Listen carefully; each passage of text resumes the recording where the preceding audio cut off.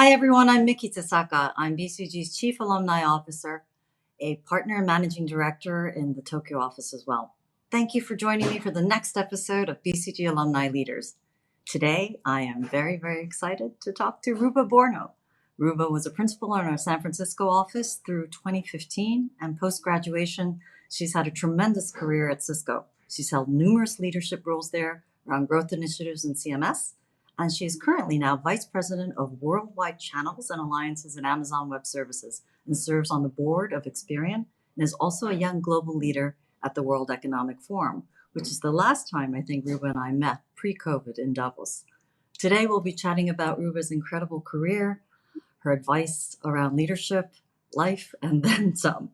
So with that, Ruba, maybe you can just tell us a little bit about your career journey. How did you get to where you are today? Thank you, Miki, for inviting me to join you, and congratulations on the success of this BCG video series. Like you said, the last time we met in person was at Davos back in January of 2020. And boy, a lot has changed in the world since then. But I'm really excited to be here with you today and to share a bit more about my career, leadership experience with anyone that's watching this. I'll say just my mental model consistently that I've used to assess career choices has involved what I call a 50-50 approach. So I typically want 50% of the job to capitalize on my prior experience and my expertise. And then I want the other 50% to challenge me, test me, and really further develop my capabilities. And I've got to say, this started when I was at BCG. I would make a concerted effort to challenge myself and was very intentional about the projects I took. I would take some that were optimizing for my development. So I remember when I took on the additional role of being a recruiting director, we had a campaign called Chart Your Own Course. And that really emphasized the degree of ownership that each consultant took in managing their career. And so I managed what I valued, which was my own professional development. And I optimized for projects that leveraged my expertise. So I have a PhD in electrical engineering, so I naturally gravitated towards technology. But then they stretched me, whether it was organizational change or growth strategy or employee engagement. Every single project was building a new skill that I felt like I didn't have before and that was going to be added to my professional toolkit. And then when I joined Cisco, I joined then starting new CEO Chuck Robbins, and my job was his chief of staff and vice president of growth initiatives. And it leveraged something that I knew from BCG, which was enterprise tech transformation. But there I was leading a team of about, 50 BCG-like teammates, ex-consultants, ex-investment bankers, analysts, and I was intimately involved in all aspects of their work. But we worked with the executive leadership team to operationalize that growth strategy. And then for my next role at Cisco, I wanted to really take the strategy and actually make it happen in the customer environment. So I took on the role of general manager of Cisco's managed services business, and then later on took on the role of delivery of all of our global customer experience centers. So that's delivering managed services, professional services, technical support, customer success, global supply chain and logistics, and enablement of our sales teams and our partners on our customer experience offers. So what I'm most excited about now with AWS is I get to work with the amazing builders that we have at Amazon, but also those in our partner community. So the AWS Partner Network is comprised of over 100,000 partners. That includes system integrators, global firms like Accenture, Deloitte, management consulting firms like BCG, distributors and resellers like Ingram Micro, and independent software vendors, Snowflake, MongoDB, and large ones like SAP and IBM. These are all companies who've built businesses on AWS or with AWS and are scaling our impact with our customers. So I'm applying all those same lessons that I've learned with our partners. And I'll say like the first lesson I've learned is empathy as a leader. And I continuously relearn that. So I listen a lot. I've spoken with at least a partner per day since I've joined AWS. And leading with empathy, knowing where people are coming from, knowing what matters to them has been just the number one lesson I relearn every day. So it's been a really exciting journey, a lot of lessons. I love the Amazon leadership principle, learn and be curious. It's my number one motivator. But that's really, truly what I've applied throughout my career. I love those lessons, and I love your 50-50 rule. That's one that I think all of us can live by. But as I look at actually our entire alumni community, we've had about 30,000 folks. And as best as I can tell from folks changing their coordinates, about a third of them do have new things they're up to, whether they are progressing in an organization or moving on to a next new exciting challenge. And you have recently experienced two very different companies, albeit similar in many ways as well. Can you speak a little bit about advice you might have or challenges or the way you thought about that career and leadership shift as of late? I know that's been a fairly recent move, but it would be great to hear your thoughts about that. Yeah, I joined AWS in November of 2021. So it is still pretty recent. I still consider myself a newbie, even though I've been here for about 5 months now. But if I look back on when I started out my professional career, cloud was still in its very early stages. I mean, AWS had just begun offering services to end customers. So I wouldn't say that I necessarily planned out my career. I've always, optimized for my development, and I'm really excited, to be at AWS because I do stand on the shoulders of giants. So actually, just this week, we celebrated the 10-year anniversary of the AWS Partner Network. So the organization that I lead and the partners that are involved in it, and also AWS Marketplace, which is a route to market for many of our partners. But what's really exciting is that the opportunity ahead is just much greater than what's already taken place. So far, depending on which analyst report you read, only 5 to 15% of workloads that could migrate to the cloud have migrated to the cloud. So there's still that massive opportunity of 85 to 95%. So I cannot even predict what the future will hold. And that's actually what's really exciting about this is joining an organization that's experiencing rapid growth. Our CFO recently in our last earnings call shared that the AWS business, which is an over $70 billion business, is growing 40% year over year. That is definitely something I haven't seen before or experienced before. So it's stretching me and stretching my development. And it's giving me a chance to build new capabilities and see new challenges that we haven't experienced before. And like I said earlier, learning is my number one driver. So I'm really excited that I get to continue to learn here in a new environment, in an industry that's really, really exciting. And it is something where I continue to apply the thought model or that mental model I shared earlier. Historically in my career, I really haven't taken roles that seem like a perfect fit. Like I don't want to be fully qualified for a job. And that would be a lesson that I would share with people. Definitely optimize for something that's going to stretch you. I think spending our time, it's our most valuable currency.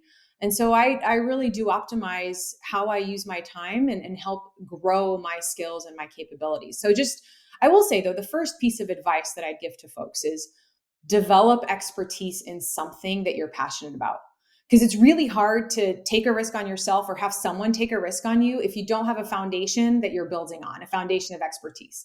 And to me, that started off with my academic background. And then at BCG, I continued to hone that expertise, especially in enterprise tech strategy and transformation. But then I would stretch myself in the other 50%, but have that foundation of expertise. Then the second is with that, I have confidence to take a chance on myself. So I'd advise everyone to take a chance on yourself in service of your own growth.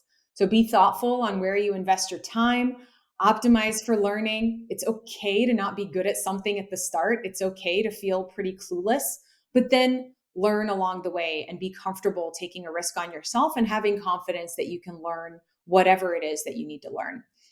The third thing, and this one just comes more and more to front and to head in every role I've had, it is all a team sport. Hard problems do not get solved by individuals. So the power of teams, you really can't get anything significant done without bringing together multiple subject matter experts, collective minds. So being able to recruit the right people, investing in their development, and solving these tough problems, it's a team sport. And so knowing how to work with others, and don't be so proud that you don't ask for help. I love that at BCG I learned that lesson in my very first project, where I remember I had just graduated a PhD program where it's all about individual thought leadership. And then I really struggled with one project. I pulled a couple of all-nighters, I'm almost embarrassed to say. And then, one day I just cried uncle. I cried for help. And someone just showed me how to solve something that they had done before, and they had honed that expertise over multiple projects. And I just thought, wow, I really could have added more value had I just asked them earlier and then spent my brain power on solving the next level of the problem. So it's all a team sport. And then last but not least, over index on developing communication skills. Communicate, written and verbal. I think no matter how good an idea is, no matter how compelling the data is, no matter how compelling the logical train of thought is, doesn't matter if you can't get buy-in. And this one, I do credit a senior partner at BCG, Jim Hemmerling, who I worked with in the San Francisco office. And he had this framework. It's a very simple framework called the know, feel, do framework. What do you want the audience to know? How do you want them to feel? And what do you want them to do? And I use that for every single communication, even if it's a short one-on-one meeting, if it's a big keynote presentation, even this right here, just thinking through what are the messages, how do I want them to feel, and what actions do I want people to take after it? It has transformed how I communicate, but that's a skill I continue to hone. It doesn't come naturally to me, so I've got to actively work on it, and this model works really well for me. I think, Ruba, you're quite the natural. So I'm not sure about that last point, but no, thank you for sharing those thoughts and words of wisdom for certainly the next generations to come, including, other PhDs in electrical engineering that never thought they would be the chief channel titan at such a young age and in such an amazing company today. But I think, as you said, I'd like to shift a little bit now to talk about mentorship and menteeship, I suppose. It's very clear that you have this incredible village of folks that you're working with, and you have been the village leader, but you have also been a villager to be led by others. And I wonder what role mentorship has played for you in your life, being a mentee or a mentor, and words of wisdom around that. So I will shamelessly borrow from one of my colleagues, and she taught me that there are three types of mentors in your life. One is a mentor for a reason, a mentor for a season, or a mentor for life. And it really, like, I learned this way late in my career, but it actually kind of in retrospective really applies. So a mentor for a reason is someone that you need to coach you to prepare you for a specific moment in time. Maybe it's navigating a career choice. The person that I called when I was thinking about leaving BCG to go to Cisco for the first time, or thinking about leaving Cisco to go to AWS, there's a specific decision that someone can mentor you that you trust, and maybe you haven't talked to them in a while, but they're absolutely like the first phone call to make when needing to navigate those decisions. I really thrive personally on solving challenges, so this is actually more my style of mentorship. I'm like, give me a problem, I want to help you solve it. So I probably, if I'm thinking about my mentorship and how I contribute to people, I'm probably the mentor for a reason. But the second type of mentor, the mentor for a season, and this is someone who mentors you for longer periods of time. They have a chance to see your development, see where you're shining, see your areas for growth, and help you grow. And I actually would, kind of love to reflect back on another senior partner, former senior partner from BCG. He's now leading a nonprofit, Martin Hecker, who has been a mentor for multiple seasons for me, and helped me really grow from being an individual contributor or a consultant at BCG to being a manager. And he really would provide me with solid, candid advice anchored in empathy for my team. Put yourself in the shoes of your team. They're not all motivated by the same things that you're motivated by. So understand what drives them and then work together. And also helped me understand empathy of our clients. There are some cases in consulting, and honestly, this applies anywhere in the professional world, where you could be making a recommendation that challenges the status quo and could potentially make someone who's representative of the status quo feel uncomfortable. How do you bring that individual into the fold? How do you make them feel like the change is in service of their growth rather than against their growth? And that was something that was really transformative for me, and it helped me drive a lot more successful recommendations while at BCG. I carried that over at Cisco, and for sure at AWS, is that empathy piece that I think Martin really kind of exemplified for me. And then the mentors for life. And this is something truly personal for each person, but for me, it's my parents. I have, shared publicly that I am an immigrant to the U.S. I am a refugee. I came to the United States as a refugee of the first Gulf War. And if I reflect on my father in particular, he's been a refugee 3 times in his life. So he and my mother have sacrificed a lot for me to have the opportunities that I have had. And so I do feel like from that aspect, I really want to take advantage of every opportunity that is presented to me, but also make sure that I enable others to have opportunities for them. So after climbing the ladder, leave that ladder there so others can climb and help them come up. But I think that's a huge lesson I've learned from my mentors for life, my parents, and I take with me every single day. Wow, just wonderful set of stories. I love that framework. Thank you so much, Ruba, and I hope the audience enjoyed it as much as I did. So please join us next time for BCG Alumni Leaders, but thank you for this episode, Ruba Borno. Thank you.